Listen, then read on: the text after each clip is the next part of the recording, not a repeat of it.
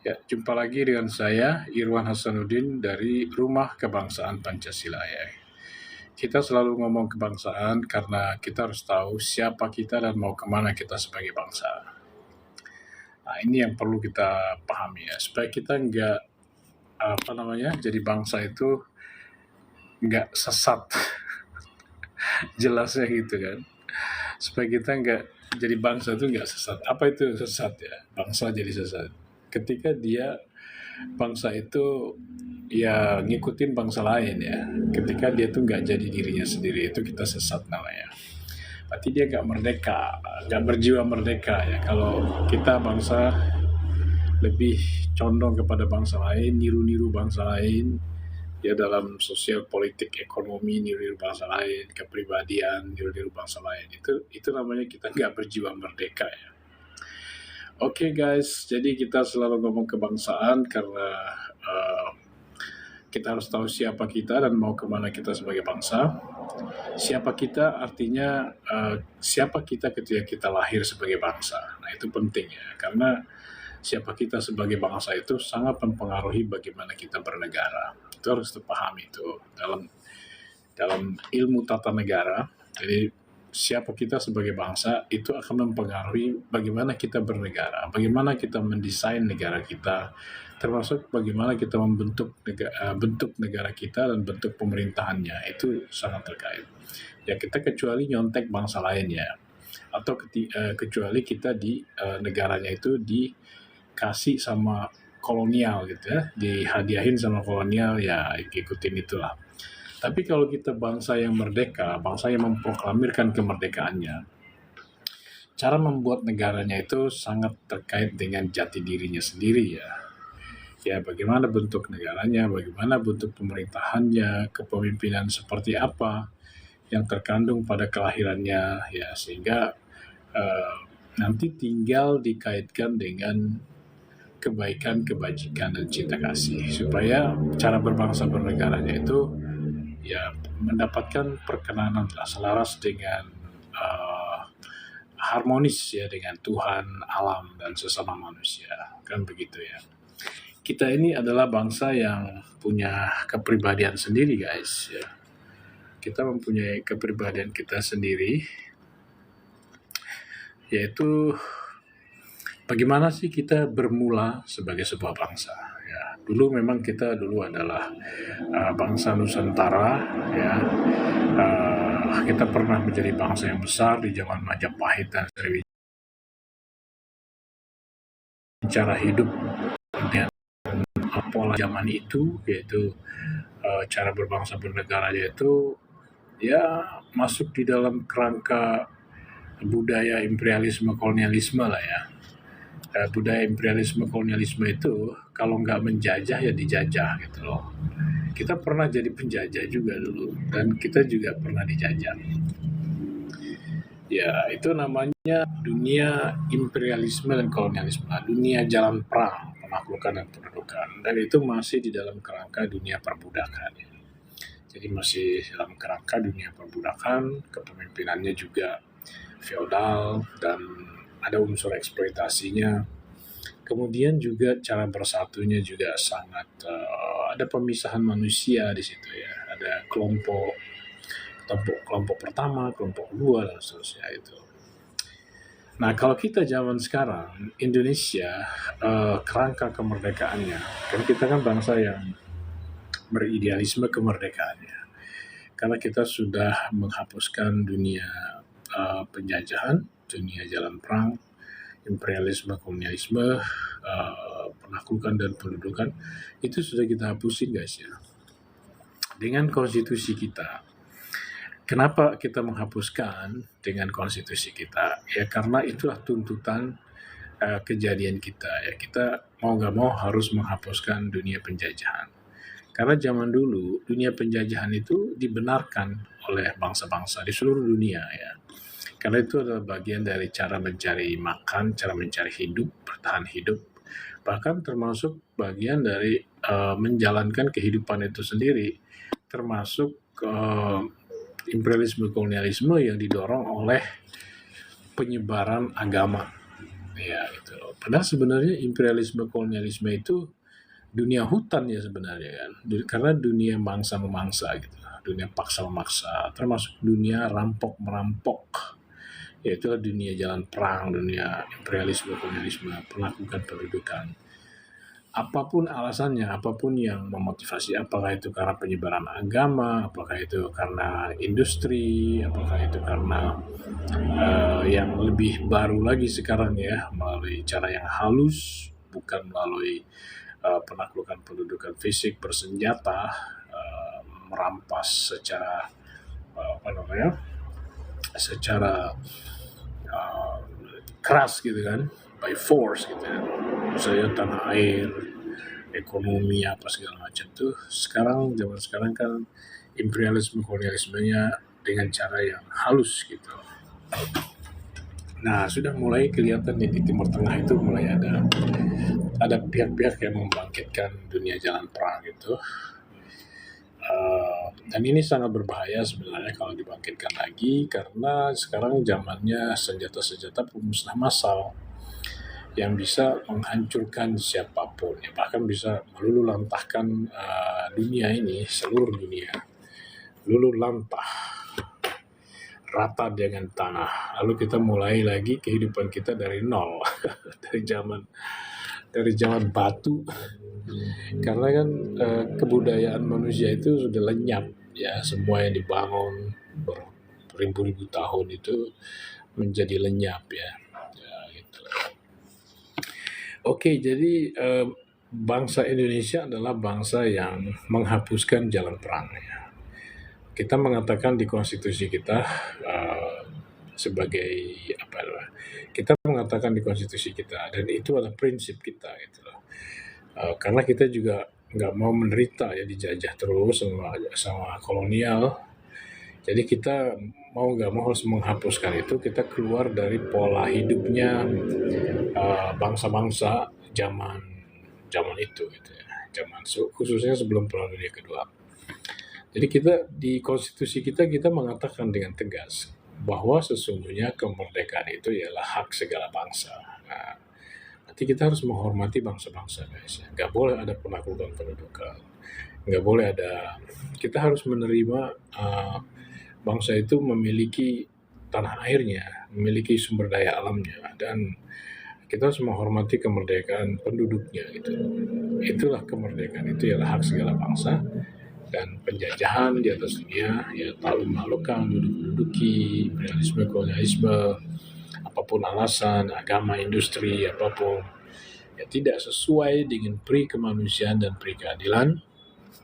Itu secara secara apa namanya, secara konsiensnya gitu kan, secara kesadaran manusianya seperti itu. Kalau secara agama tidak sesuai dengan fitrah penciptaan manusia yang diciptakan punya kemerdekaan sejak kelahirannya dan diciptakan beraneka ragam, bersuku-suku, berbangsa-bangsa yang harusnya untuk saling kenal mengenal, tolong menolong, gotong royong ya di atas dasar silaturahim gitu kan.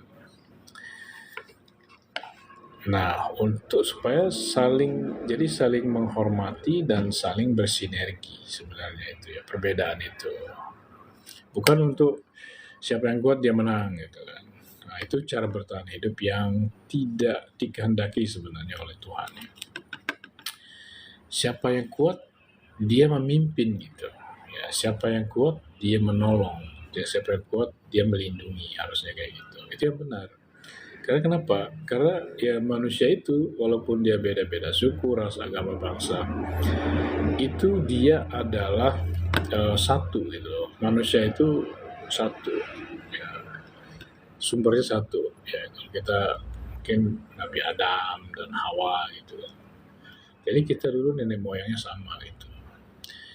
Ya, jadi kalau kita sama nenek moyangnya, ya nggak ada. Sebenarnya nggak ada alasan ya buat kita untuk bermusuh-musuhan, pecah belah, ya apalagi saling uh, saling ingin melenyapkan gitu ya.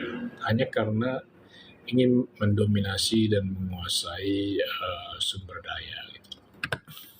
Ya, artinya sebenarnya inilah dunia bertahan hidup ya. Sebenarnya itu uh, dunia bertahan hidup, imperialisme kolonialisme itu yang terbentuk begitu saja oleh ya kehidupan manusia dari dulu sampai hari ini. Tapi harusnya imperialisme kolonialisme sudah mati, ya harusnya ya. Dunia jalan perang, dunia penaklukan pendudukan itu harusnya sudah nggak ada juga sekarang, karena itu sudah nggak layak menjadi cara mindset ya, cara berpikir di dalam bertahan hidup ya. Jangan sampai kita mengatakan bahwa bunuh-membunuh itu adalah jalan Tuhan gitu. Tidak benar. Tuhan melarang manusia itu saling bunuh. Membunuh satu orang aja sama dengan membunuh semua orang. Begitu juga sebaliknya, kalau kita ngasih makan satu orang, berarti kita ngasih makan semua orang di atas dunia ini. Kenapa? Ya karena kita hakikatnya kan satu. Yang manusia itu satu. Kenapa manusia itu harus satu dan bersatu, harusnya tolong menolong, gotong royong, ya kan? Ya karena Tuhan itu kan esa. Ya, satu Tuhan itu esa karena nenek moyang kita juga sama kan, Adam dan Hawa. Kayak sama kayak gitu juga. Tuhan juga kita sama sebenarnya. Tuhan yang menciptakan Adam dan Hawa itu kan yang menciptakan kita semua ya. Gak mungkin ada banyak pencipta di alam semesta ini. Ya lepas dari perbedaan doktrin ya. Lepas dari seperti apapun bedanya doktrin kita masing-masing ya. Kalau doktrin itu kan bukan Tuhan. Jadi mau beda nggak apa-apa, karena doktrin bukan Tuhan. Doktrin kan hanya bahasa. Bahasa itu ya berbeda. Bahasa itu ya berbeda lah. Ya kan? Jadi kalau doktrin bukan Tuhan itu. Tuhan ya Tuhan. Doktrin ya doktrin gitu. Termasuk label agama bisa berbeda, sama kayak doktrin bisa berbeda, label agama juga bisa berbeda. Dan semua itu kan hanya bahasa. Agama juga bahasa. Ya, bagaimana cara kita berketuhanan, bagaimana cara kita menarasikan Tuhan dan apa kehendaknya atas kita, gitu ya, supaya kita selamat di dunia dan di akhirat. Kan intinya kayak gitu. Jadi Tuhan juga nggak akan membuat semua agama itu menjadi satu macam gitu kan. Tidak, karena memang Tuhan Maha Kuasa. Dia nggak perlu untuk menciptakan keseimbangan dan keteraturan di atas dunia ini. Nggak perlu semua agama itu jadi sama. Ya. Jadi kita juga nggak perlu gelisah sama agama orang. Kita juga nggak perlu gelisah sama agama orang, ingin menarik agama lain ke agama kita gitu. Nggak perlu itu.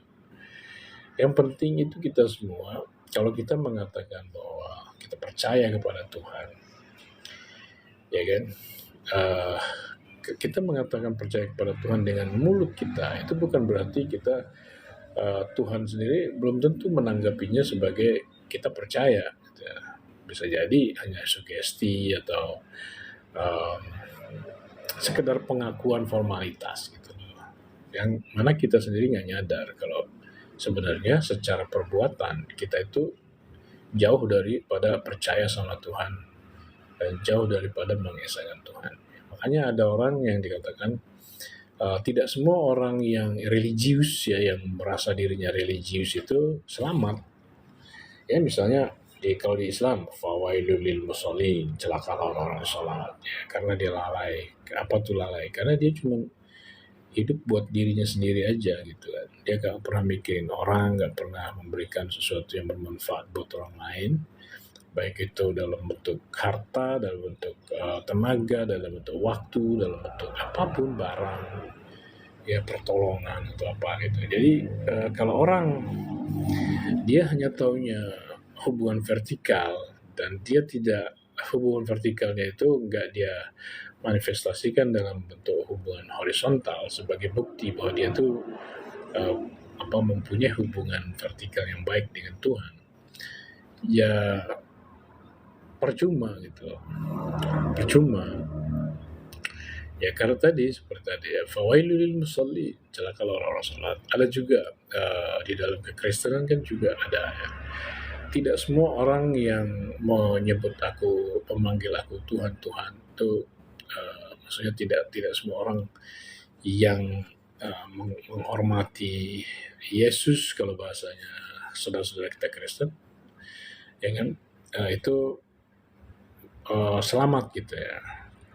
Ujung-ujungnya dia, aku tidak mengenal engkau gitu. Ada yang dia katakan begitu juga. Aku tidak mengenal engkau. Ya. Jadi ternyata kita merasa diri kita religius, berbuat sebaik-baiknya dan lain-lain itu, ya masih ada kemungkinan untuk kita tuh tidak dikatakan percaya kepada Tuhan sebenarnya. Jadi selama selama kita mengabdi, merasa beribadah, ya ternyata kita tuh dianggap ibadahnya tuh kosong sama Tuhan gitu loh. Iya kan gitu kan. Nah, oleh karena itu jadi kembali lagi ke apa namanya? Kembali lagi ke basic tadi ya. Jadi kita nggak perlu inilah ya. Yang penting hidup itu kita menjunjung tinggi cinta kasih. Kita menjunjung, itu bukti daripada kita mengatakan atau kita percaya kepada Tuhan. Kalau kita percaya kepada Tuhan, berarti kita percaya kepada cinta kasih sebagai dasar kehidupan kita, ya kan? Baik untuk kita bersaudara, bersatu, di satu secara internal, bersatu dengan secara eksternal, ya bersatu dengan misalnya di dalam satu keluarga, dengan tetangga, kalau dengan begitu seterusnya lah ya, pola itu seperti itu secara internal dan eksternal. Kita mendasarkan persaudaraan kita itu pada cinta kasih. Artinya kita cinta kasih itu akan kalau kita mengatakan kita menjunjung tinggi cinta kasih, berarti di dalam hal bersaudara pun kita dapat bersaudara dengan siapapun ya, tanpa memandang. Ya, kecuali orang jahat ya, orang jahat itu memang harus ditangkap, masukin bui ya, gitu. Ya karena cinta kasih itu kan, kasih sayang itu meliputi seluruh alam semesta. Ya, Tuhan bahkan mengelola alam semesta ini dengan roh kasih sayang itu, dan menciptakan alam semesta juga dengan kasih sayang, dengan ilmu kasih sayangnya. Kemudian juga termasuk untuk menghakimi kita manusia dengan kasih sayang gitu loh. Ya, dengan standar kasih sayang. Kalau hidup kita penuh dengan kebencian dan kezaliman selama hidup, ya tidak kasih sayang gitu ya, ya maka kita nggak selamat kan gitu ya, nggak selamat lah ya. Makanya ya kita harus mendasarkan hidup kita, itu yang kita sebut dengan kita percaya kepada Tuhan. Ya, termasuk di dalam kepemimpinan, dunia kepemimpinan, dasar kasih sayang itu ya dia harus, pemimpin itu harus rendah hati, dia harus melayani. Ya, dia memimpin bukan untuk pencapaian ya, bukan untuk pencapaian duniawi gitu ya, tapi memimpin itu adalah tanggung jawab untuk, karena dia yang kuat, dia harus berbuat untuk yang lemah ya. Dia harus menolong yang lemah, makanya dia menjadi pemimpin dalam rangka dia untuk menolong yang lemah. Dan itu pengabdian, bukan pencapaian duniawi ya. Pengabdian yang sifatnya itu melayani ya, melayani kebaikan, kebajikan, menegakkan kebaikan, kebajikan, keadilan, kebenaran, cinta kasih, dan lain-lain gitu. Begitu juga di dalam dunia kita berurusan ya dengan sesama manusia dalam hal bertahan hidup ya. Misalnya di urusan bisnis, jual beli, urusan hal-hal yang seperti itu dalam rangka kita untuk cari makan misalnya. Ya kita juga harus fair, harus adil. Nggak boleh kita nakalin orang, curangin orang, nipu orang, kan nggak boleh. Ya, termasuk nggak boleh merampas, merampok, mencuri yang bukan hak milik kita. Itu dasar cinta kasih namanya. Ya, kita berurusan dengan sama manusia itu dengan dasar cinta kasih.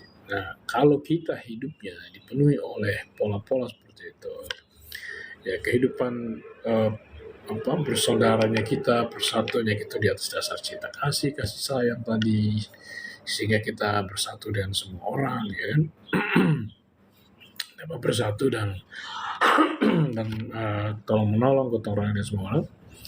Lalu kita kepemimpinannya, organisasinya juga, organisasi bermasyarakatnya juga dasar cinta kasih, sehingga terjadi pelayanan pada masyarakat. Ya. Jabatan atau kepemimpinan itu menjadi suatu pengabdian, bukan pencapaian. Dan begitu juga dengan dunia mencari makan, ya kan? Dunia mencari makan juga. Oke, jadi itu dasar cinta kasih, itu namanya kita percaya kepada Tuhan, guys. Ya, kalau kita enggak begitu, ya kita enggak percaya sama Tuhan, ya. Bisa-bisa ritual-ritual kita, ibadah vertikal segala macamnya bisa sia-sia aja gitu. Nah, itu itu namanya disebut dengan percaya kepada Tuhan. Itu kita menegakkan cinta kasih dan percaya kepada hari akhir itu apa sih? Percaya kepada hari akhir itu adalah percaya kalau kita jalani cinta kasih, itu ada efeknya di dunia dan di akhirat. Ada dampak pahalanya gitu di dunia dan akhirat. Buat siapa saja yang bahkan di dalam Al-Quran tuh dijamin tuh ya, malah nggak peduli agamanya apa. Kata Tuhan di surat Al-Baqarah ayat 62 itu, ya mukmin, Yahudi, Nasrani, Sabiin, siapa saja di antara mereka yang percaya kepada Tuhan dalam konteks menjunjung tinggi cinta kasih dan percaya kepada hari akhir, dalam konteks percaya kalau menjalankan cinta kasih itu mendapatkan dampak yang baik, balasan yang baik buat dirinya, baik di dunia maupun di akhirat, dan beramal soleh, yaitu melaksanakan yang menjalankan cinta kasih itu dalam seluruh kegiatannya, sebagai kegiatan rutinitas hari-harinya, sebagai bukti bahwa dia itu percaya gitu. Maka di situ dikatakan nggak ada yang menghalangi siapapun untuk mendapat balasan baiknya itu. Ya secara logika juga pastilah orang melakukan kebaikan apapun agamanya pasti dia dapat kebaikan. Kalau dia rajin ya dia dapat hasil gitu loh. Nggak peduli agamanya apa kan kalau itu. Ya kalau urusan akhirat ya urusan masing-masing lah ya kan, urusan masing-masing. Yang penting kita kan urusannya kan di dunia ini. Bagaimana kita bersaudara bersatu di dunia ini, gotong royong tolong menolong di atas dasar silaturahim, di atas dasar hubungan baik dengan sesama manusia, yang merupakan cara kita untuk supaya kita menunjukkan kepada Tuhan bahwa kita ini mencintai Dia gitu loh. Dengan jalan kita berbuat baik, ya kemanusiaan yang adil dan beradab. Ya. Jadi ketuhanan yang Maha Esa, Pancasila juga kan cinta kasih. Ya kan? Kita bernegaranya di atas dasar cinta kasih. Gitu loh. Kenapa? Karena Pancasila itu cinta kasih, ketuhanan yang Maha Esa dan kemanusiaan yang adil dan beradab. Itu mencintai Tuhan dan mencintai sama manusia. Itu adalah dasar cinta kasih. Ya. Nah gitu. Itulah yang menjadi dasar bagaimana kita bersatu sebagai Indonesia. Persatuan Indonesia itu dasarnya itu mencintai Tuhan dan mencintai sesama manusia. Ketuhanan yang Maha Esa dan kemanusiaan yang adil dan beradab. Kalau kita mengatakan kita mencintai sesama manusia, berarti kita adil dan beradab. Ya, seenggak-enggaknya kita tuh adil dan beradab kepada orang. Kita enggak,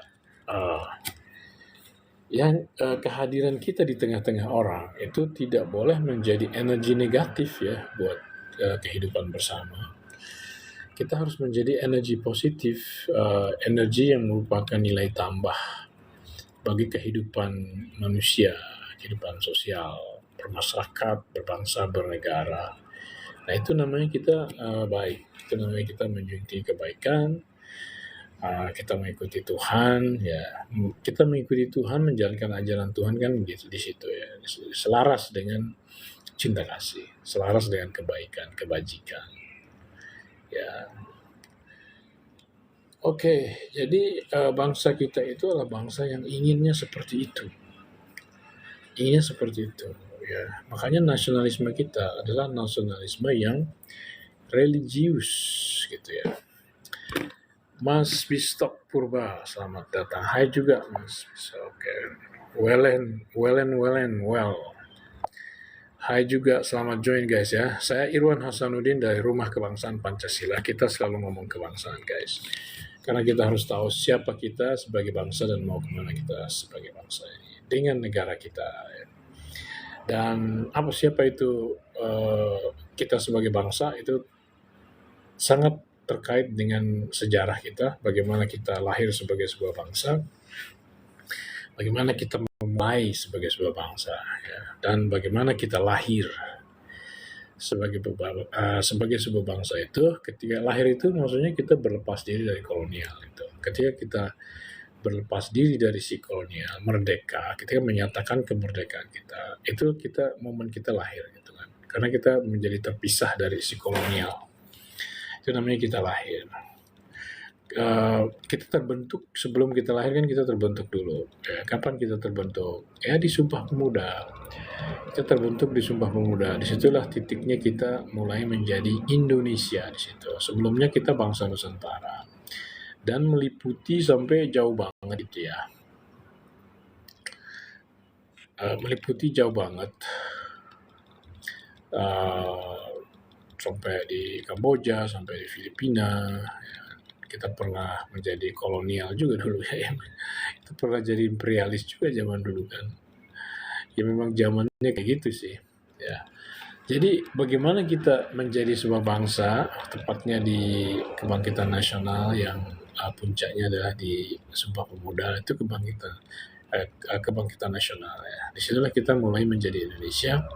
Indonesia itu apa sih? Ya satu nusa, satu bangsa, satu bahasa. Beraneka ragam tapi kita satu nusa, satu bangsa, satu bahasa. Dan lalu kita dari titik itu kita memperjuangkan ya dengan semangat yang kita punya ya kan, dengan sumpah kita, dengan mindset awal kita, misalnya Indonesia Raya, 3 stanza gitu kan. Dan juga termasuk juga paham kita bahwa kemerdekaan adalah hak segala bangsa, sehingga kita ingin melepaskan diri kita dari penderitaan, ya kita ingin punya negara sendiri yang merdeka, bersatu, berdaulat dan seterusnya. Kita ingin menjadi bangsa yang bermanfaat juga dong buat manusia kan. Itu kan panggilan jiwa ya, panggilan ketuhanan juga kan. Jadi makanya kita memperjuangkan kemerdekaan kita selama 17 tahun ya kalau dari Sumpah Pemuda sampai dengan proklamasi itu. Dan itu menjadi sebuah perjalanan keramat guys ya. Menjadi perjalanan keramat. Apa maksudnya keramat?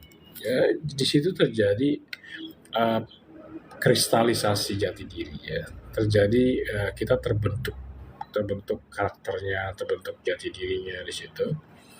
Ya, walaupun memang kita juga sudah punya pribadi yang luhur ya, dari zaman dulu ya, tapi zaman kalau di kerangka kemerdekaan ini harus ada yang mengkristal, mengkristal gitu ya. Jati diri kita tuh naik level di situ.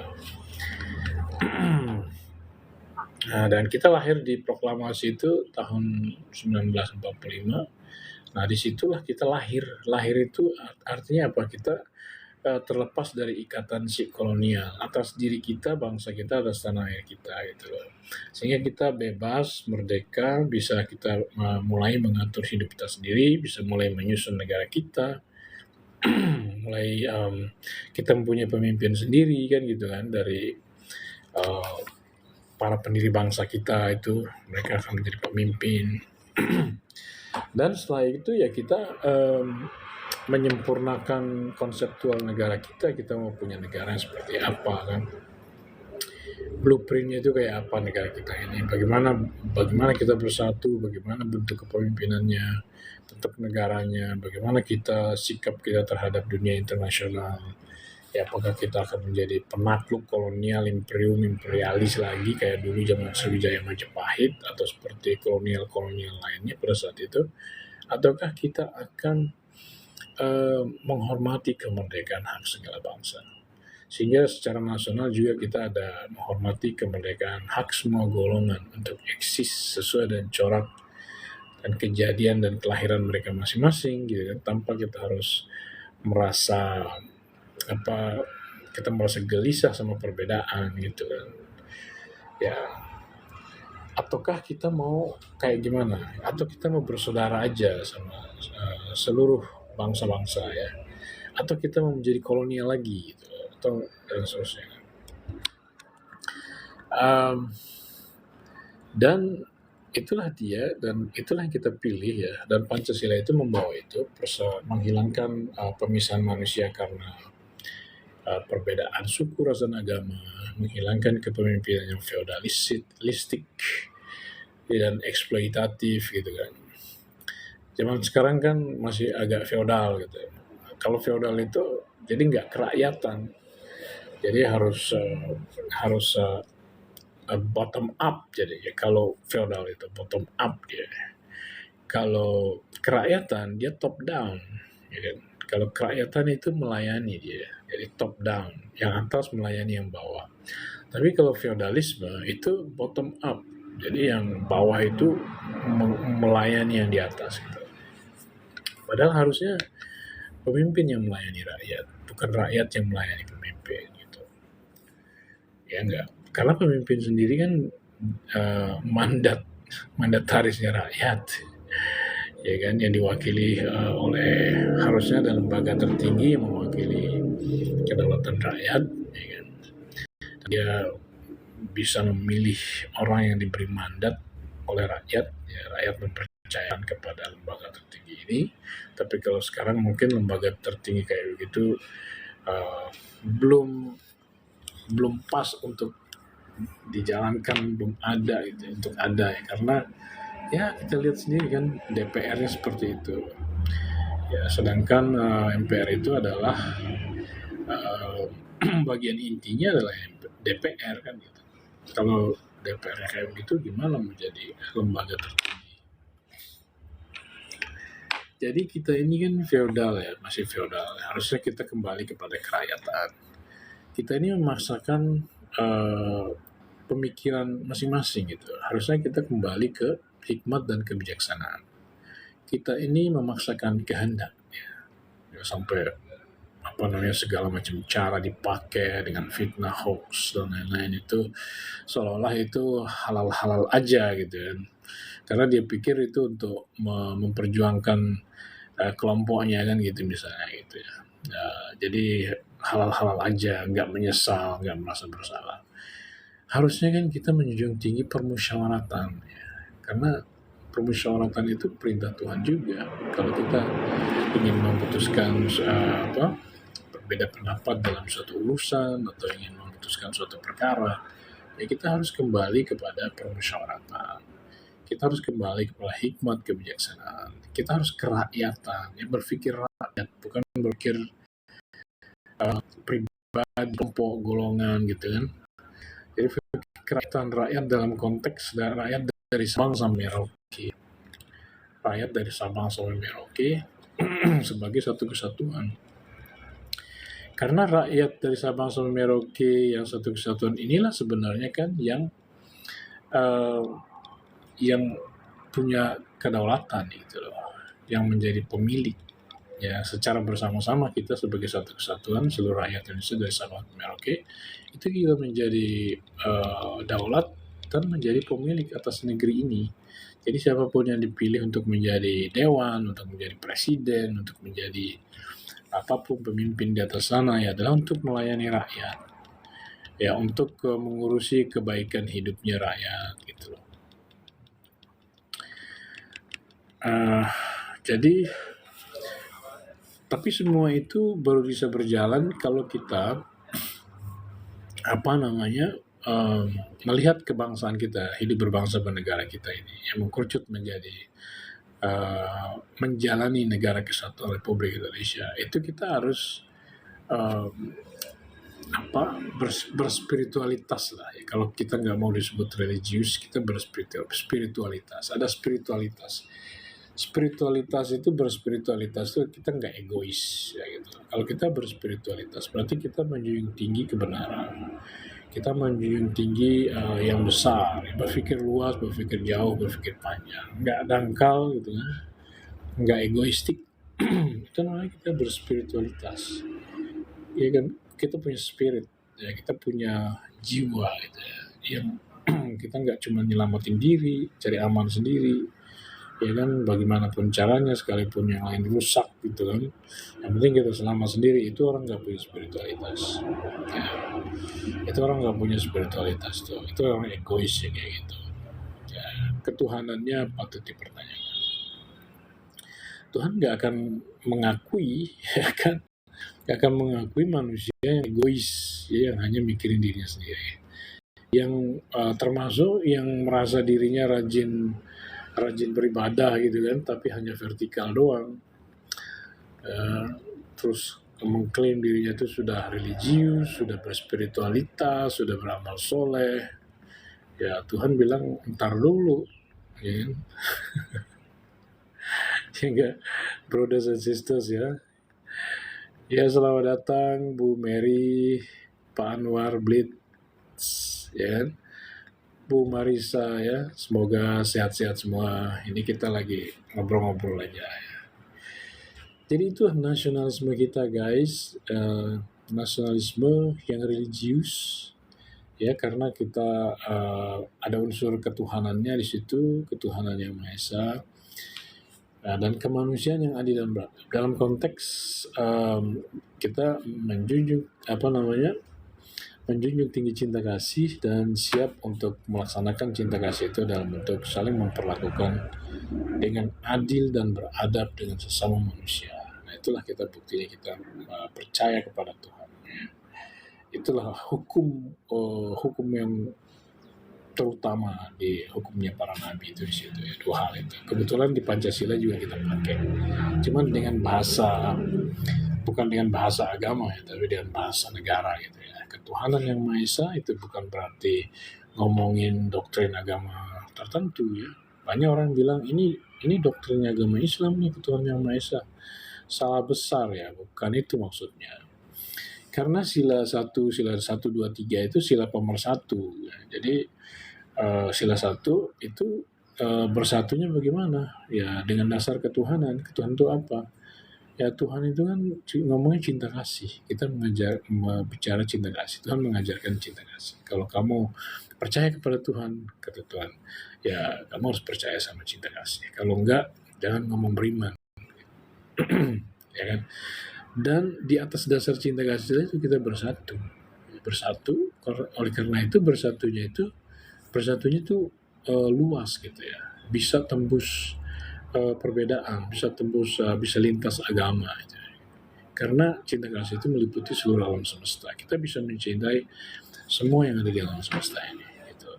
Kita bisa mengasihi, kita punya celah untuk mengasihi manusia-manusia lain yang beda agama dengan kita, itu maksudnya ya kan. Karena kalau Tuhan itu Esa, berarti manusia itu satu ya. Kalau Tuhannya Esa, berarti Tuhan kita itu sama sebenarnya ya. Kalau secara hakikat ya.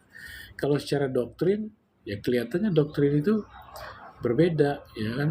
Kelihatannya doang berbeda itu doktrin itu. Doktrin itu bahasa, bukan Tuhan itu sendiri ya. Kalau doktrin itu kan hanya bahasa, dia bukan Tuhan itu sendiri. Jadi kalau bahasa boleh dong beda, silakan aja. Ngapain kita permasalahkan bahasa gitu kan? Kalau kita mempermasalahkan bahasa, ya nggak nyambung lah kita. Ya. Misalnya kita ngotot sama orang Inggris bilang water, kita bukan water, air, gitu. Maksa gitu kan. Ya kita nggak nyambung lah. Ya. Padahal water sama air itu maksudnya sama. Tidak mau ada komunikasi di situ, padahal dia ngerti gitu kan. Padahal itu kan celahnya komunikasi gitu ya. Halo Pak Manik, mau naik nggak Pak Manik? Ya kalau mau naik silakan ini ya. Kita minum dikit.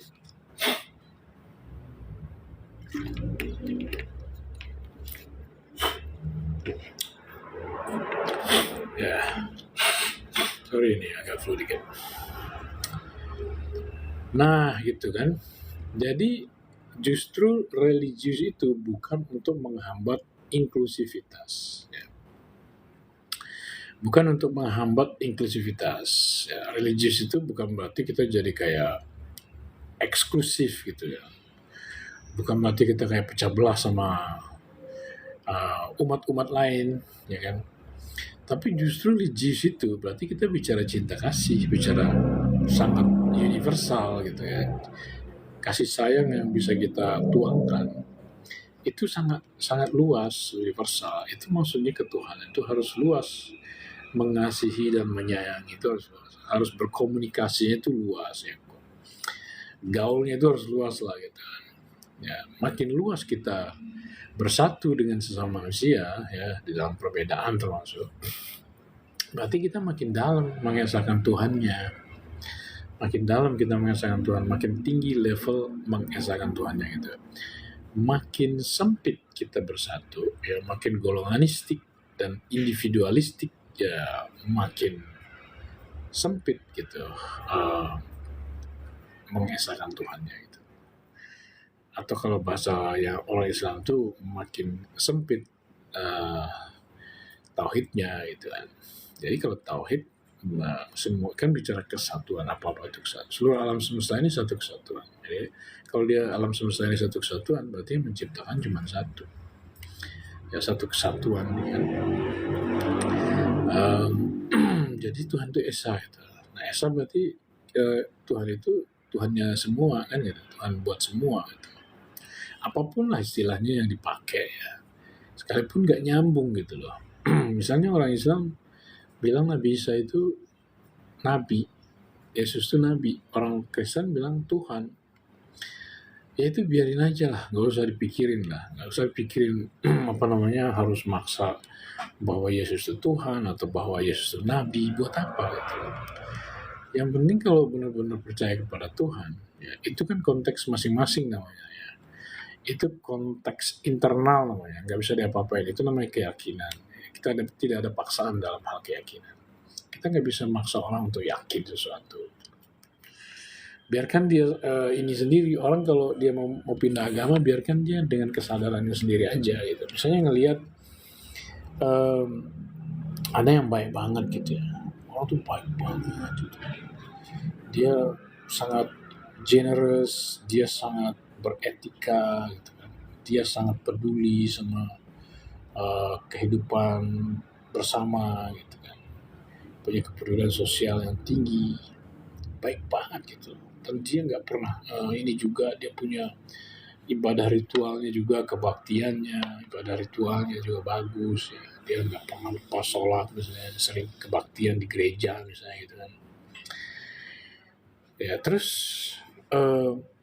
orang itu yang melihat ya kan, wah dia tanya kamu agamanya apa gitu.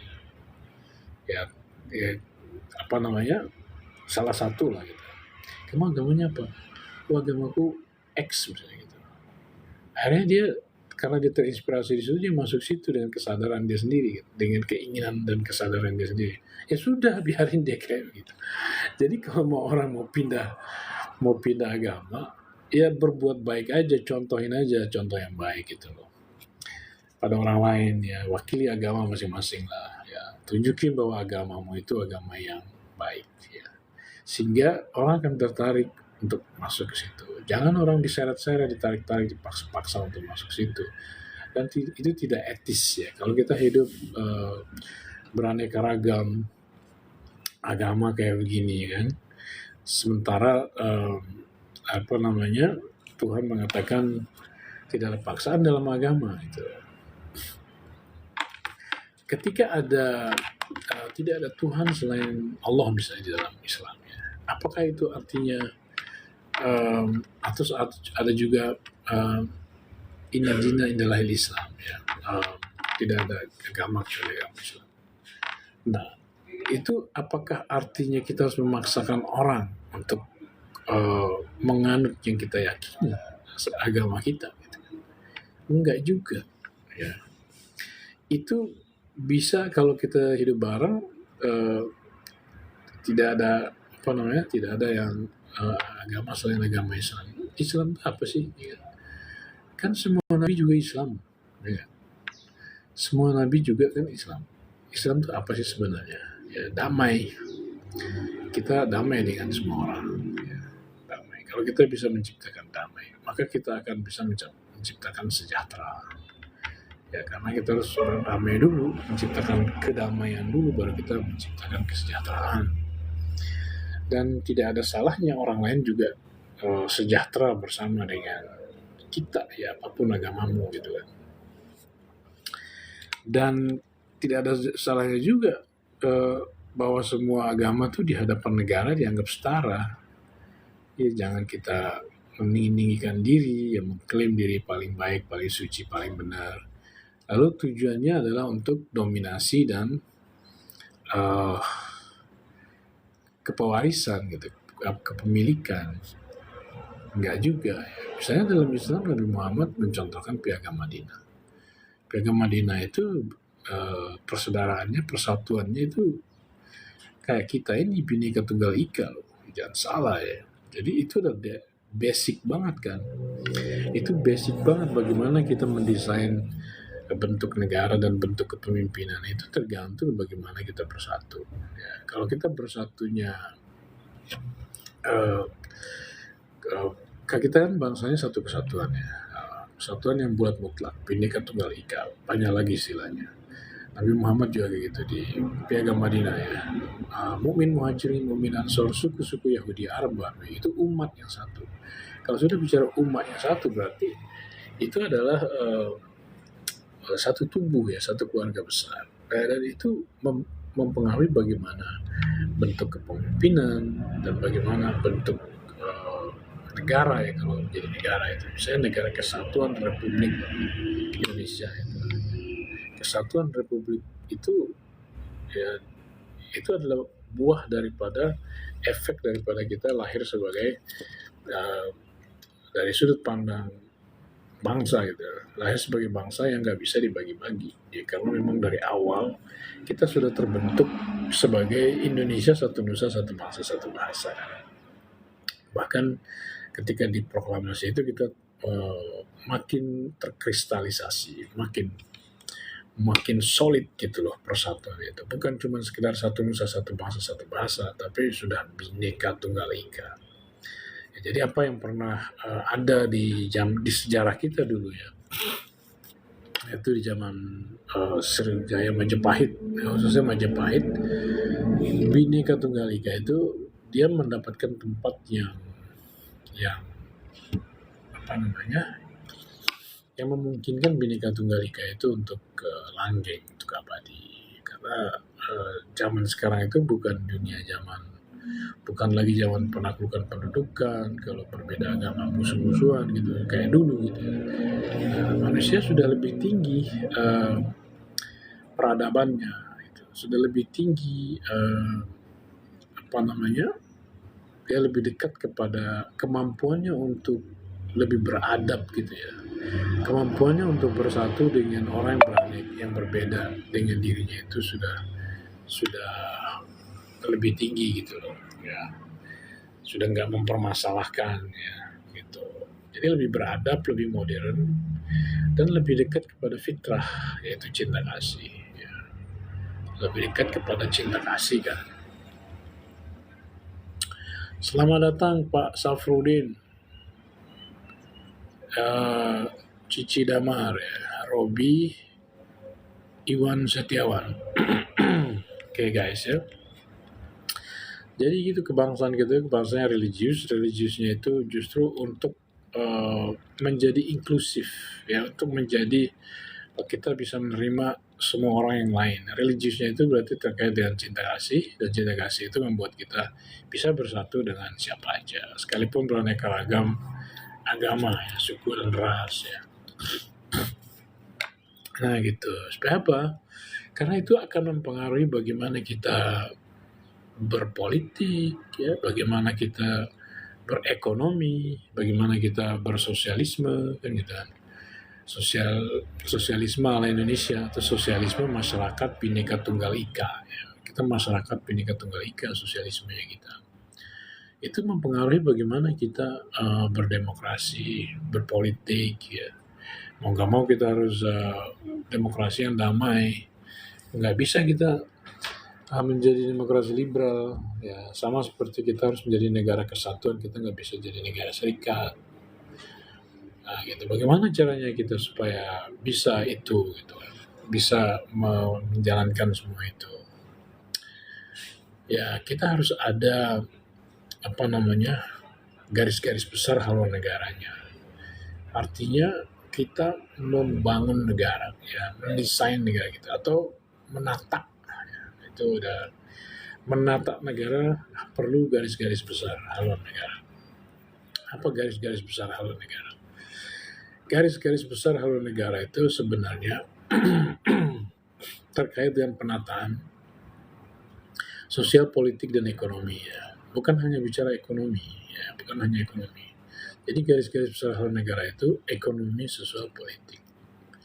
Ya, 3 hal itu sebagai pilar utama daripada kebudayaan sebuah bangsa itu harus diinternalisasi, gitu ya. Harus ditanam, diinstal, gitu ya. Kayak kita menginstal software lah di dalam komputer atau HP, gitu ya. Ya, selamat datang Pak Dan, ya. Pak Dan, ya. Saya Irwan Hasanuddin dari Rumah Kebangsaan Pancasila. Kita selalu ngomong kebangsaan, guys. Karena kita harus tahu siapa kita dan mau kemana kita sebagai bangsa. Kalau ditanya siapa kita, jawabnya adalah Indonesia. Ya kan? Indonesia Bhinneka Tunggal Ika. Kalau tidak Bhinneka Tunggal Ika, bukan Indonesia. Jadi kita adalah masyarakat Bhinneka Tunggal Ika, masyarakat yang persatuan itu bulat mutlak, tidak mencualikan satu golongan dan lapisan, persemuayankan Bhinneka Tunggal Ika. Oleh karena itu perlu dipersatukan dengan ketuhanan dan kemanusiaan. Ya, persatuan yang luas, ya, seluas Tuhan, gitu, dan kemanusiaan dan seluas manusia, sehingga semua persatuan terkena, ya, persatuan sebagai makhluk Tuhan, ya, persatuan sebagai sesama manusia, persatuan sebagai bangsa, persatuan sebagai negara, dan seterusnya. Itu semua kena, ya, kalau berdasarkan kepada ketuhanan dan kemanusiaan. Dan dua-duanya bicara cinta kasih. Ya, itulah kebangsaan kita. Kebangsaannya religius. Kata Bung Karno bilang bahwa nasionalisme kita adalah suatu nasionalisme yang dapat menjadikan kita perkakasnya Tuhan dan dapat menjadikan kita hidup di dalam roh. Jadi perkakas Tuhan itu artinya menjadi alatnya Tuhan, gitu. Kita kalau benar-benar menjalankan kehidupan berbangsa bernegara kita itu dengan negara kesatuannya, negara republik, kesatuan berbhinneka tunggal ika, republik berkedaulatan rakyat. Dan untuk itulah Pancasila disusun untuk bisa menjadikan kita kesatuan dan republik, kesatuan berbhinneka tunggal ika dan republik berkedaulatan rakyat, gitu. Untuk itulah Pancasila itu disusun. Kalau kita jalankan itu dengan semurni-murninya, maka kita bisa menjadi alatnya Tuhan. Kata Bung Karno. Jadi Bung Karno nggak asal ngomong, mengatakan bahwa nasionalisme kita adalah suatu nasionalisme yang dapat menjadikan kita perkakasnya Tuhan. Itu bukan omongan asal ngomong. Ya. Bung Karno itu dia penggali Pancasila, dia proklamator, dia presiden pertama, dia itu penyusun Undang-Undang Dasar 45. Ya kan? Beliau menerima gelar honoris causa, 27 gelar honoris causa, termasuk di bidang ilmu tauhid, usuluddin, ya, filsafat, ilmu hukum, dan masih banyak lagi. Ya, jadi nggak sembarangan. Beliau itu ulama juga. Ya, kalau dilihat dari ilmunya banyak itu kan bisa disebut ulama, ya. Karena dia seorang ahli tata negara, maka dia negarawan. Jadi Bung Karno itu punya dua macam itu, ya. Oke, dia mengatakan bahwa nasionalisme kita adalah suatu nasionalisme yang dapat menjadikan kita perkakasnya Tuhan, dapat menjadi alatnya Tuhan untuk menegakkan cinta kasih, menegakkan kebenaran, menegakkan keadilan, Ya, dengan cinta kasih misalnya, ya kita bersatu dengan dasar ketuhanan dan kemanusiaan itu bersatu di atas dasar cinta kasih. Terus kerakyatan itu cinta kasih di dalam dunia kepemimpinannya. Karena itu ada lebih ke top down daripada bottom up, ya tidak feodalistik gitu. Ya, dan tadi persatuannya kita religiusnya itu inklusif, ya. Religiusnya itu bisa bersatu dan siapapun dan seterusnya, itu cinta kasih banget ya. Begitu juga kita ingin mewujudkan dunia baru yang tanpa eksploitasi manusia atas manusia, bangsa atas bangsa. Kita ingin mewujudkan dunia baru. Jadi bukan kita mempunyai PR ya. Pakem Revolusi Indonesia yang ketiga itu bahasanya itu dunia baru yang tanpa eksploitasi manusia atas manusia, bangsa atas bangsa. Artinya kita akan menata dunia loh gitu loh. Kita akan menata dunia itu ya. Kita akan memberi dampak kepada tatanan dunia secara global. Dan itu tuntutan konstitusi. Ya kan? Artinya menjadi perjuangan kita. Kalau belum sampai selesai itu, belum sampai dunia baru tanpa eksploitasi manusia atas manusia, bangsa atas bangsa itu belum terwujud, berarti ya perjuangan revolusi Indonesia itu belum selesai, guys. Ya mungkin selesainya ada di tingkat nasional, ada di tingkat global juga. Sekarang nasional aja belum selesai, bahkan baru masih kita berkutat di pakem revolusi yang pertama, yaitu bagaimana kita menjadikan negara ini sebagai alat untuk kita bertahan hidup, ya mencari hidup dan menjalani hidup. Ya kan? Baru tahap itu, bahkan masyarakat adil makmur juga belum terwujud.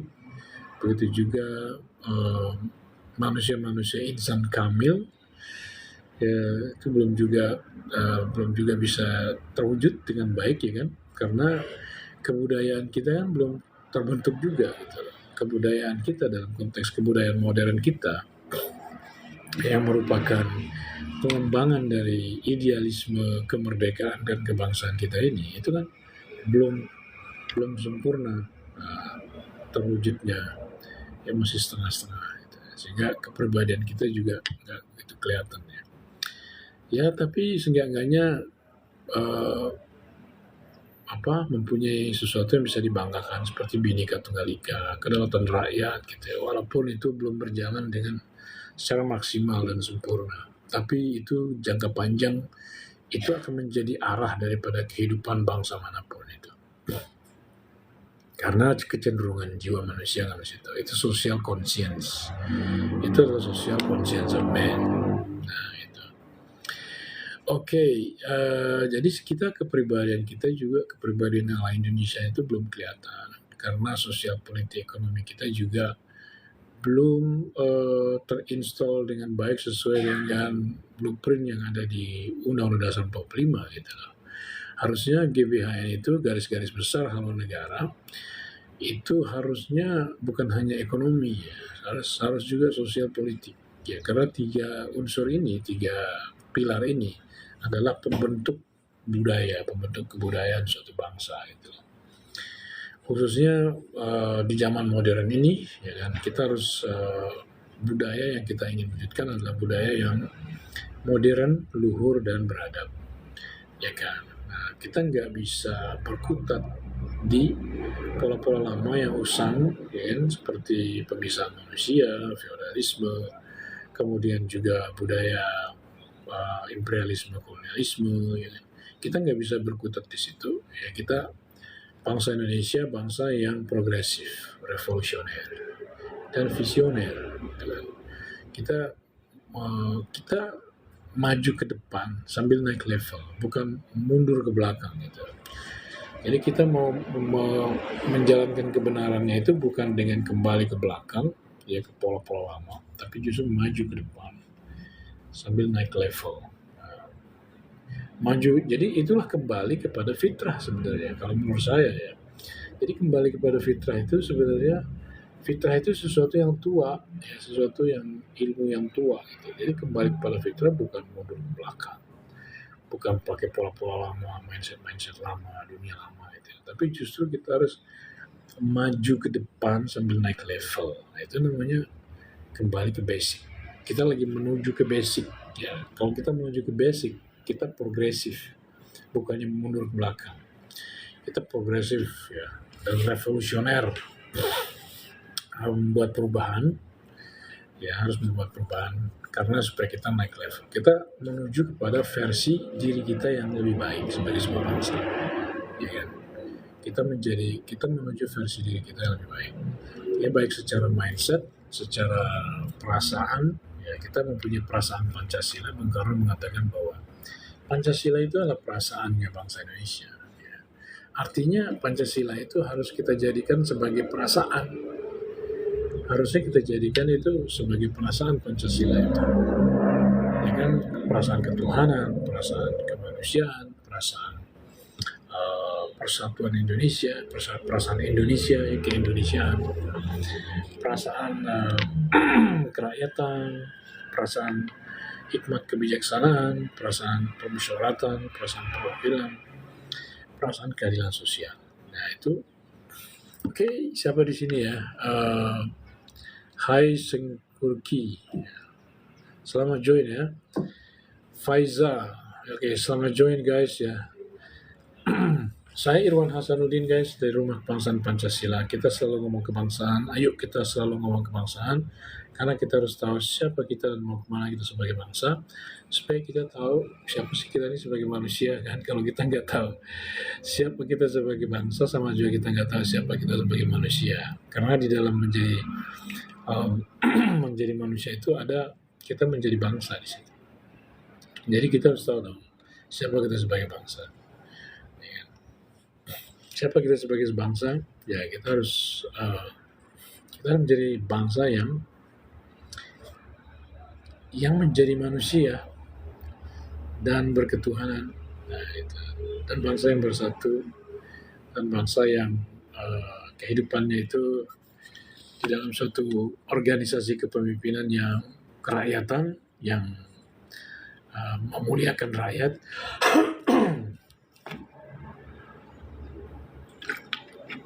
Ya, yang memuliakan rakyat, yang melayani rakyat, yang rendah hati pemimpinnya, dan seterusnya. Gitu ya. Oke, jadi begitulah kebangsaan kita. Dan kalau kita jalankan kebangsaan Indonesia itu, atau nasionalisme Indonesia itu, kata Bung Karno, nasionalisme yang dapat menjadikan kita hidup di dalam roh, dapat menjadikan kita hidup di dalam roh, hidup di dalam roh kebenaran, ya. Roh cinta kasih, misalnya, keadilan, ya, kebajikan, kebenaran dan lain-lain itu roh, ya, roh yang baik, roh yang suci, roh yang kudus boleh. Kita harus hidup itu dong, kan? Hikmat kebijaksanaan kan kita bangsa Indonesia ini kerakyatan yang dipimpin oleh hikmat kebijaksanaan. Yang memimpin kita itu hikmat kebijaksanaan. Jadi artinya siapapun yang memimpin, dia harus memimpin dengan hikmat dan kebijaksanaan. Bukan, kita tidak dipimpin oleh seorang raja, seorang manusia gitu ya. Maksudnya tidak dipimpin secara tunggalistik ya. Orang yang mengaku sebagai wakil Tuhan itu kan sudah nggak ada. Ya, Tuhan itu tidak lagi mengutus nabi. Tapi dia membuat cerdas manusia sehingga manusia itu dapat bermusyawarah untuk menyelesaikan berbagai perkara kehidupan. Ya, supaya hidup mereka menjadi damai, jadi sejahtera dan benar, sejalan dengan ajaran dan kehendak Tuhan, dan diperkenankan gitu untuk hidup. Jadi percaya kepada Tuhan itu, menjalankan ajaran Tuhan itu bukan kita harus memeluk menggunakan semua cara, termasuk yang cara-cara yang kan ada bagi cara-cara yang usang ya karena terkait dengan perkembangan zaman, ya, kedewasaan manusia dan lain-lain. Ya karena kadang-kadang tradisi agama itu mengikuti kecerdasan manusia dan kesanggupan manusia untuk keberadaban manusia lah gitu. Kecerdasan dan keberadaban manusia. Manusianya dulu belum beradab, ya masih kalau bertahan hidup tuh mangsa-mangsa misalnya gitu, belum beradab ya. Oke, jadi itulah beberapa hal tentang kebangsaan kita, ya kebangsaan kita itu yang mengerucut menjadi Negara Kesatuan Republik Indonesia. NKRI harga mati guys. Oke. Jadi bagaimana dengan sekarang? Ya mudah-mudahan aja bangsa Indonesia makin sadar. Memang perubahan kita ini, perubahan untuk menjadi versi diri kita yang lebih baik, ya atau sejalan dengan blueprint daripada negara kita ya, supaya kita benar-benar sejalan. Kadang-kadang perlu kejadian-kejadian yang fenomena-fenomena yang membuat kita menjadi sadar ya. Jadi banyak kesadaran kita itu dipengaruhi oleh fenomena-fenomena, khususnya fenomena ada tarik-tarikan antara kelompok golongan, antara kepentingan segala macam itu. Semua itu terjadi tarik-tarikan, ya kan. Nanti suatu saat akan ketemu titik tengahnya, titik tengahnya yang mana semua enak gitu kan, semua aman, semua damai, tidak ada yang dirugikan, tidak ada yang terancam oleh cara berpikir dan keyakinan pihak manapun. Nah, itu nanti akan nyampe di situ guys. Sehingga kita akan menjadi sangat persatuan kita tuh sangat saling menghormati gitu kan. Kepemimpinannya itu sangat kerakyatan, ya, sangat melayani. Itu akan terjadi nanti suatu saat. Ya kita sabar aja, kita memang lagi belajar. Umur 80 tahun saya kira untuk bangsa yang umurnya 1000 tahun itu masih belum apa-apa lah ya. Gitu kan. Belum apa-apa lah. Kita 100 tahun lah satu bangsa itu. Apalagi kita ini kan, kita menjadi sebuah bangsa terkandung, kita meninggalkan mindset dunia lama. Ada dunia lama yang kita tinggalkan dan ada dunia baru yang kita masukin. Dan di dunia baru ini belum ada itu kayak tempat gitu ya, yang dunia baru ini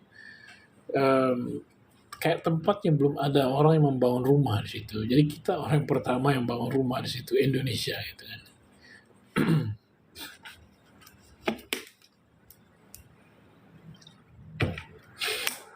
Ya, Indonesia yang pertama kali bangun rumah di situ. Dan oleh karena itu rumahnya juga rumah dunia baru. Bagaimana sih rumah dunia baru itu? Ya di dunia baru itu sangat menjunjung tinggi idealisme kemerdekaan. Itu idealisme saling hormat menghormati, dan persatuannya harus bulat mutlak ya, tidak masing-masing gitu kan, tidak pecah belah musuh-musuhan hanya karena perbedaan. Kemudian kepemimpinannya juga itu tadi melayani, rendah hati, kerakyatan ya, bukan feodalisme. Begitu juga dengan bertahan hidup sebagai sebuah bangsa itu bukan dunia imperialisme, kolonialisme, penaklukan, jalan perang senjata, to kill, to be killed, membunuh atau dibunuh, ya kan, dengan senjata saling menguasai, saling merampas, saling merampok, seperti dunia zaman kuda gigit besi. Nah, itu nggak kayak gitu di dunia baru. Dan dunia baru inilah yang kita sedang bangun ya, dengan revolusi Pancasila, revolusi Indonesia yang belum selesai ya. Sudah bergulir sejak zaman Bung Karno ya, ketika konseptual negara kita atau blueprint daripada negara kita itu menjadi sempurna susunannya di tahun 1959 ya kan. Ternyata dari tahun 45 sampai tahun 59 itu kita lagi nyari-nyari bentuk ya. Sebenarnya bentuk kita sudah ada, yaitu apa bentuknya, secara konsep gitu, secara visi, secara hikmat itu sudah ada tercantum jelas gitu bab 1 pasal 1 ayat 1 Undang-Undang Dasar 45, yaitu negara Indonesia adalah negara kesatuan yang membentuk republik. Nah, gitu tuh. Itu menjadi visi bagaimana kita membentuk, mendesain, mendirikan, menata, membangun negara kita. Itu arahnya. Makanya ketika kita menjadi negara serikat, karena konferensi meja bundar, kan kita batalin negara serikatnya. Kembali ke UUD 45, artinya kembali kepada negara kesatuan. Seperti yang dikatakan oleh bab 1 pasal 1 ayat 1 batang tubuh Undang-Undang Dasar 45 itu. Nah, itu loh. Ya, jadi itulah dunia baru kita. Itulah Undang-Undang Dasar 45. Ya, maka disusunlah kemerdekaan kebangsaan Indonesia itu dalam suatu undang-undang dasar. Ya, jadi undang-undang dasar ini undang-undang hidup dunia baru, ya, karena dia kerangkanya adalah kemerdekaan kebangsaan, bukan bukan kerangka imperialisme kolonialisme seperti negara-negara zaman dulu kan gitu kan. Bukan kerangka imperialisme kolonialisme, tapi kerangka kemerdekaan kebangsaan. Maka disusunlah kemerdekaan kebangsaan Indonesia itu dalam suatu undang-undang dasar. Jadi undang-undang dasar kita itu adalah dunia baru gitu ya. Dan tidak mudah kita untuk menerima Bhinneka Tunggal Ika itu ya. Karena di dunia lama itu manusia itu masih bermusuh-musuhan, dipecah belah karena perbedaan. Ya kan? Dulu kita, walaupun kita punya Bhinneka Tunggal Ika, zaman Majapahit, ya tetap aja terurai dia kan. Gitu. Termasuk zaman Nabi Muhammad juga. Ada juga umat yang satu, beraneka ragam, tapi umat yang satu ya. Itu kan terurai juga dan akhirnya itu menjadi bubar. Nah, bangsa Indonesia bisa dibilang bangsa yang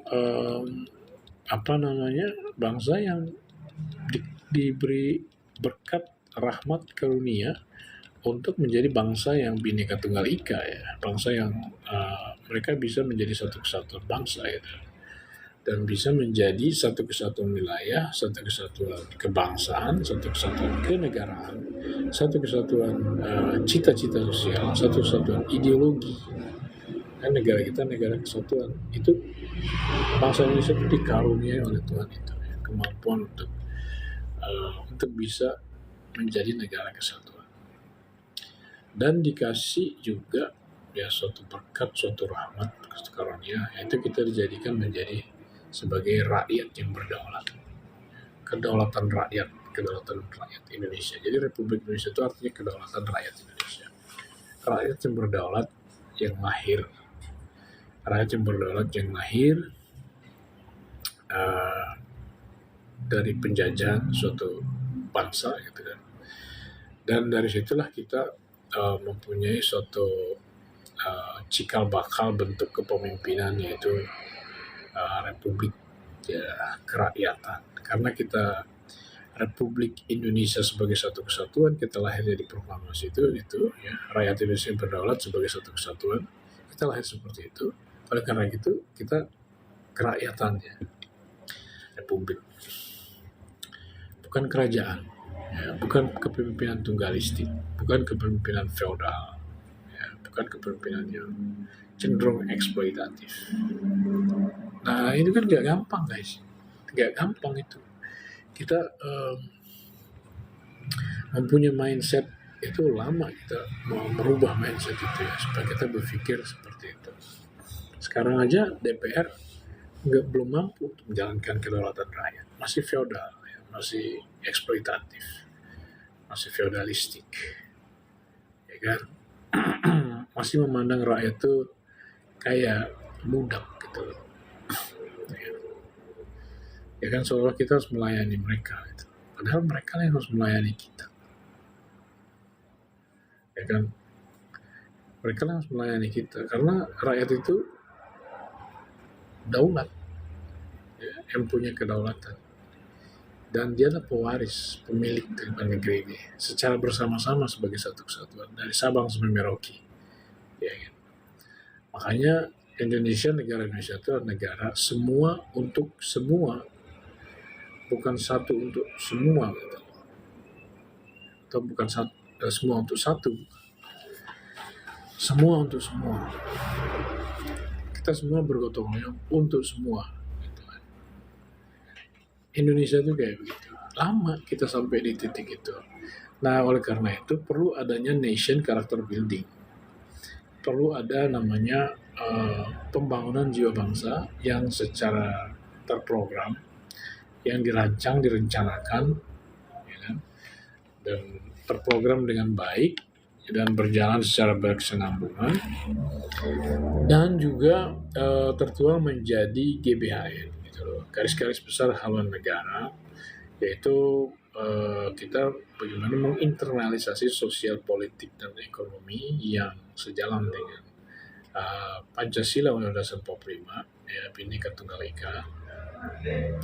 Kita menginternalisasi itu ke dalam kehidupan sehari-hari kita, ya. Dan itu harus di setting sedemikian rupa dan tidak boleh dihalangi oleh siapapun, ya kan?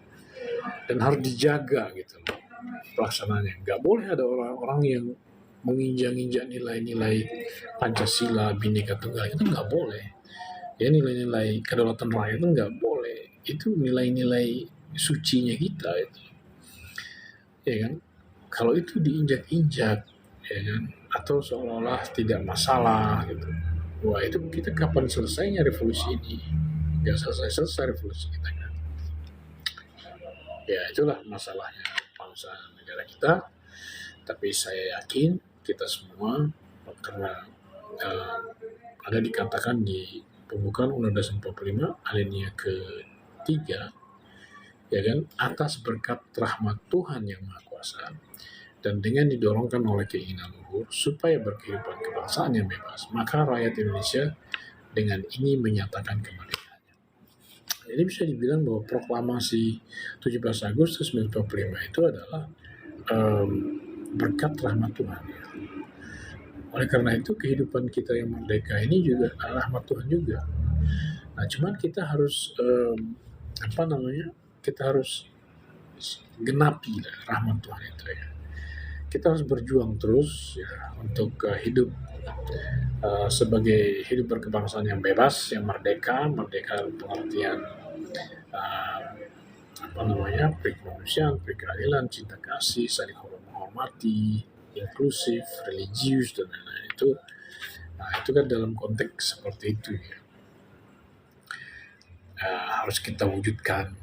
Nah, itulah dengan menata sosial politik ekonomi kita yang merupakan pilar-pilar utama yang membentuk kebudayaan kita, kebudayaan yang modern, beradab, dan luhur. Kalau kita benar-benar menanamkan sosial politik ekonomi Pancasila, ya kan, yang mana Pancasila ini adalah cinta kasih, itu kita akan mempunyai sebagai buah daripada internalisasi sosial politik ekonomi yang demikian, yang berjiwakan Pancasila, berjiwakan saling menghormati, Bhinneka Tunggal Ika itu, maka kita akan menghasilkan sebuah kebudayaan, akan ada buah, ya, dalam bentuk kebudayaan, dan kebudayaan ini akan memberikan kita kepribadian kepada setiap warga negara, warga bangsa, seluruh rakyat Indonesia. Itu kan karena kita kita mempunyai environment, ya, kita mempunyai lingkungan yang terus-menerus mendapat internalisasi sosial politik ekonomi Pancasila itu, ya, sehingga kita mendapatkan suatu kebudayaannya,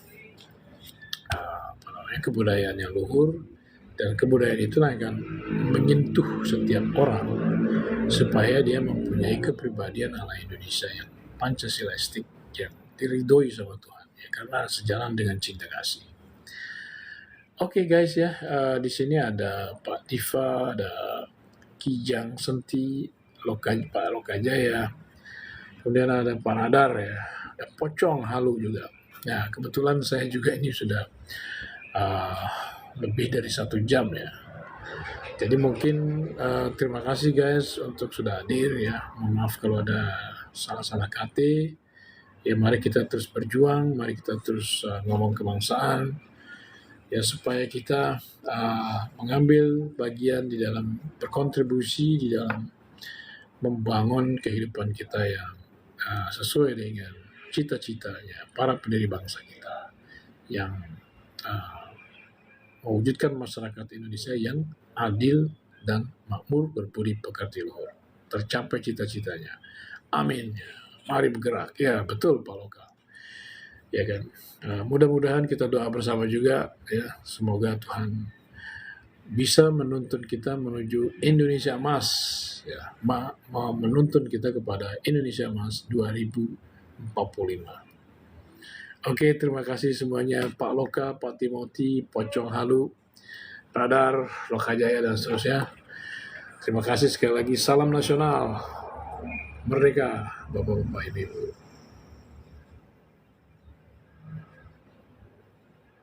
Terima kasih, Pak.